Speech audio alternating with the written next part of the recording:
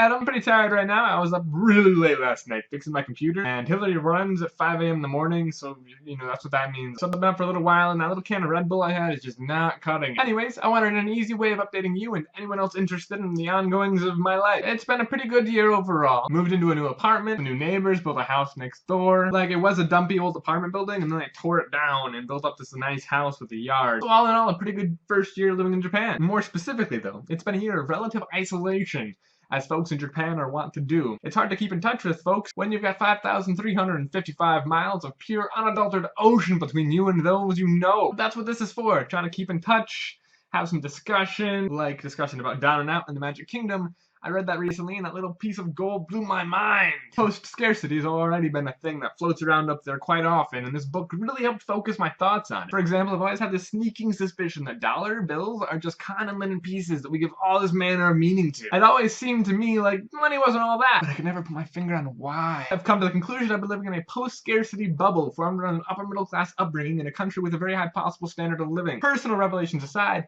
I think that post-scarcity is very relevant today and already has some of its futuristic fingers in the facets of everyday life. Post-scarcity is roughly defined as a theoretical alternative form of economics or social engineering in which goods, services, and information are universally accessible. Well, okay. Goods aren't quite there yet. Services aren't there yet either, really, for a few different reasons for each of them. But information is universally accessible everywhere! Almost first world countries. With the advent of the internet, information has been able to spread faster and cheaper to anyone who's looking for it. With the ability to distribute a piece of information to thousands, perhaps millions of people at zero cost to yourself is incredible. I can write a story, put it online, and share it with whoever wants to read it for free. Oh, I could do that with music too. I'll do that at a bit higher production cost. What I could do the TV too. Oh, that's kind of what I'm doing now. Is I'm recording something and putting it out to you guys for free. It's crazy. That's what I'm doing right now. What if information has breached like a post-scarcity threshold before any other market, and that's why we have such a problem with modern-day piracy? I mean, if you were to go around stealing DVDs, you'd be arrested for shoplifting or fined, or whatever it is that happens to you for shoplifting.